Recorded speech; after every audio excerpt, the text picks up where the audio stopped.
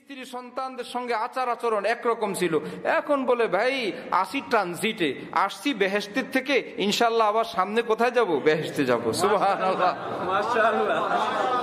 বেহেশতের থেকে আসছি আবার বেহেশতে যাব, এত টেনশন। দুনিয়ার ট্রানজিটের সময় এই সহায় সঙ্গী আল্লাহ পাক দিছেন, বিবি দিছেন, বাচ্চা দিছেন। ট্রানজিটের কয়েকদিন, 50, 60, 70, 80 বছর, এই কয়েকদিন আর ঝই ঝামেলা করে লাভ নাই। চলো এই স্ত্রীর ঝই ঝামেলা যন্ত্রণা যদি চুপ করে থাকলে ঘটনা ঠান্ডা থাকে, আল্লাহকে বলো, আল্লাহ তার এই দুর্ব্যবহার আপনার জন্য সহ্য করলাম। রব্বুল আলামিন বলে ওয়াশিরুহুন্না বিল মারুফ।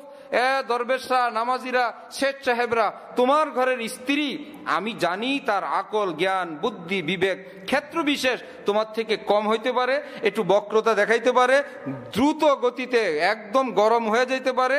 এই সমস্ত মুআমালা একটু সহ্য করার জন্য, ক্ষমা করার জন্য, এটাকে চুপ থেকে সহ্য এবং বরদাস্ত করার জন্য আশিরু আমি আল্লাহ সুপারিশ করতেছি। কে সুপারিশ করলেন? তর্জমা করছেন হাকিমুল উম্মত থানবী। মাশাআল্লাহ। এই আয়াতে তো আশিরু আমর, আদেশ। বলে না, আল্লাহ আদেশ করছেন মানে আল্লাহ সুপারিশ করতেছেন যে আমি তোমাদের কাছে সুপারিশ করলাম। এইবার বান্দা যখন আল্লাহওয়ালা হয়ে যায় তখন বলে আল্লাহ, আল্লাহ সুপারিশ করছেন। ও সুপারিশ কোন জায়গায় করলেন না, এখানে করলেন, এখানে মনে একটু ভেজাল আছে। নামাজের নিয়ত থেকে শুরু করে নিয়ে কোথাও নাই, কেউ নামাজে কথা বলবেন না, কেউ নামাজে ঝগড়া করবেন না। রোজার মধ্যে কোনো কথা নাই। হজের সময় আছে, হ্যাঁ, যে হজ করবে ঝগড়া বিবাদ না করবে। কি ব্যাপার, হজের সময় ঝগড়া বিবাদ না করা? ও মনে হয় ওখানে ঝগড়ার পরিবেশ সৃষ্টি হয়, ঠিক না? এই জন্য হজের মাসআলার মধ্যে যে হজ করবে সেখানে কোনো ধরনের ঝগড়া বিবাদ করবে না। গিয়া দেখা গেল বিসমিল্লাহ, হজ ক্যাম্পের থেকে মুআল্লিম সাহেব 12 ঘন্টা হয়ে গেছে, ফ্লাইট কই? মুআল্লিম সাহেবের অর্ডারে ফ্লাইট উঠিয়ার নামে, এ তো বিমান এয়ারলাইন্স কোম্পানির। এই বেটা কি করবে? এই তুমিও হেরাম পড়ছো, ওই বেটা হেরাম পড়ছে। তোমার টিকিটের টাইম লেখা আছে, এখন বিলম্ব কি তার কথায়? কিন্তু ওই যে এহরাম পরার পর শয়তান রেডি তোরে ঝগড়া করায় হজ নষ্ট করাবো।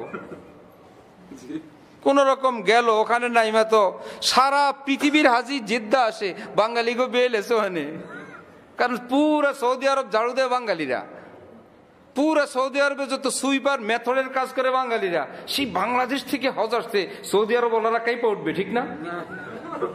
হ্যাঁ, ঝাড়ুদার দেশ থেকে লোক আসছে, যেই গ্রামের সব কাজের বুয়া, ওই গ্রাম থেকে আপনার বাসায় আপনার এলাকার লোক আসছে, আপনারা কাইপা যাবেন? কাজের বুয়া গো এলাকার থেকে লোক আসছে। তো সৌদি আরব ওনারা তো দেখে আমাকে ঝাড়ুদার, আমাকে সুইপার গো দেশের থেকে হাজির আসছে, এরা যে আমগরে সম্মান করে, ইজ্জত করে, এই তো বেশি। এখন তারপরেও তারা সমান সম্মান দেয়। গাড়ি আসবে, যেভাবে গাড়ি ঠিক হয়েছে ঘুইরা সিরিয়াল দেয়া। মোয়াল্লিম সাহেব এই যে গাড়ি আসতেছে, 1 জন 2 জন টাকাটি সব খাইছেন, টাকা মারছেন। টাকা কই? 3 লাখ টাকা দিছি, গাড়ি লোন, এই যে গাড়ি লোন। গাড়ি কি ওই দিন লওয়া যায়? আর পরিস্থিতি এমন, ক্ষুধা লাইগা যন্ত্রণায় গাড়ি সবাইটা আসে, আমাগোটা আসে না। মন চায় 2টা কিছু বলি, এমন না যে বেটার দোষ, পরিস্থিতিও এমন দাঁড়ায়। আমাদের গ্রুপে বেচারায় খাওয়া নিয়ে ঝামেলা, গাড়ি নিয়ে ঝামেলা। এক বেচারা ধনী মানুষ, সে বলতেছে মিনার রুমে বসে বসে, ওই জানে না, ওই দেখে নেই আমার 8টা রুমে 8টা এসি। যার সাথে গেছে হজে ওই দেখে নাই, ওই আমার এই কষ্টটা কেন দিল। মিনার ময়দানে এহরাম বসে বসে করতেছে, আর খানা কই এই মানে একটু ফ্রি স্টাইলের লোক, মজাও করে কথাও বলে। আমাদের ডালকানগর হজরত পাশে, আমি হইলাম মধ্যখানে। এর নিয়ে বড় যন্ত্রণা, সবাই হাসে শেষ। বলে হজরতওয়ালা বললেন যে হাজি সাহেব খুব ভাব গম্ভীর্যের সাথে, ভাই একটু সহ্য করেন, হজে এরকম হয়। হুজুর বুঝি তো সব, এহরামের কাপড়টা উল্টায় পেটে তাপুর দিয়ে বলে, অরে তো বুঝাইতে পারি না।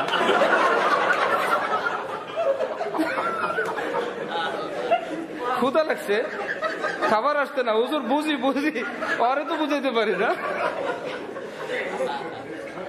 মুখে কিছু আসে যায় কিনা? পুলিশ খাবার আনতে দেয় না, সরকারি নিয়ম, যে যে হোটেলে থাকবে ক্যাটারিং সিস্টেম, ওই হোটেলেই খাবার খাইতে হবে। এখন বাঙালিরা অত দাম দিয়া ভাই মুশকিল, প্যাকেট পুকেট করে কার্টুন মার্টুন করে কারো না কারো মাথায় করে খাবার নিয়ে আসে, দুধ থেকে কম পয়সা এবং ভালো খাবার, খাবারও ভালো হয়, পয়সাও কম যায়। আর আমাদের দেশে লোকেরা পছন্দ করে, সে বেচারা ভালো খাওয়ানোর জন্য, 2 পয়সা বাঁচানোর জন্য দূরে পাকায়, পাতিল তো আসবে না, কার্টুনে করে সুন্দর উপরে প্যাকেট ট্যাকেট করে, মনে হয় যেন হিলটন টাওয়ারে মাল যেতেছে, জমজম টাওয়ারে কোনো জরুরি মাল যেতেছে, এমন একটা বান করে নিয়ে আসে। কিন্তু পুলিশ মাঝে মাঝে আটকায় ফেলে, বেচারার খানা আটকাইছে, আর কে দেখে ঝগড়া, শেষে একটারে মারতে ধরছে মুয়াল্লিম, মারে আর বলে কি এইবারের হজ তো গেছেই, তোরে শেষ করে নে, আগামী বছর আবার হজ করবো।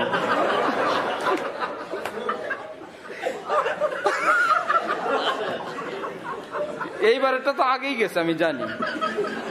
তো বুঝে গেল হজের মধ্যে ঝগড়ার ঝামেলা আছে কিনা। এই জন্যই বলছে খবরদার ঝগড়া করা যাবে না, যেখানেই এরকম কিছু বলে, এরকম পরিস্থিতি আছে, এই জন্য আল্লাহ আগেই কি করেন, সতর্ক করেন। কোথাও আল্লাহ সুপারিশ নাই, নামাজে নাই, রোজায় নাই, বোর ব্যাপারে আল্লাহ বলেন কি আশিরুহুন্না বিল মারুফ।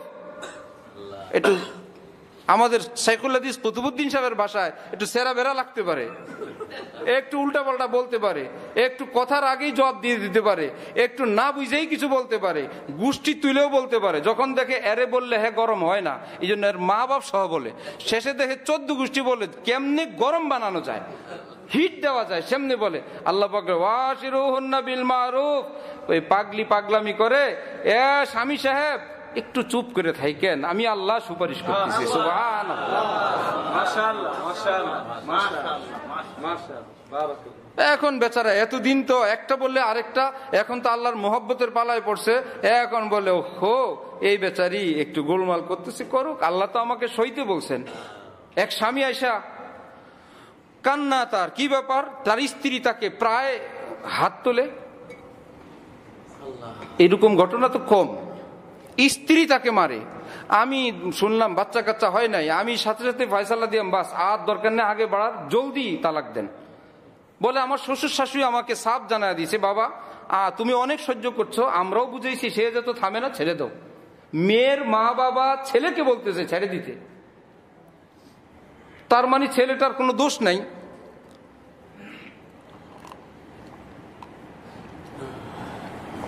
আল্লাহ আলহামদুলিল্লাহ।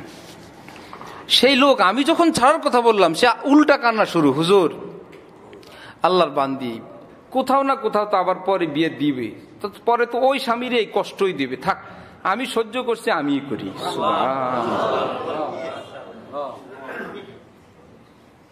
থাক আর আমি করছি, বাকি কয়দিন আমি সহ্য করি, এর পুরস্কার যদি আল্লাহর কাছে কিছু পাই। আমি বলতেছি ছেড়ে দেন, তার মেয়ের মা বাপ বলে ছেড়ে দেন, কিন্তু সে কেন সহ্য করছে, থাক সে বেচারে আমারে কষ্ট দেয়, আর লাজ লজ্জা জীবনে যা পাইছি এর উসিলে যদি আল্লাহ মাফ করে দেন।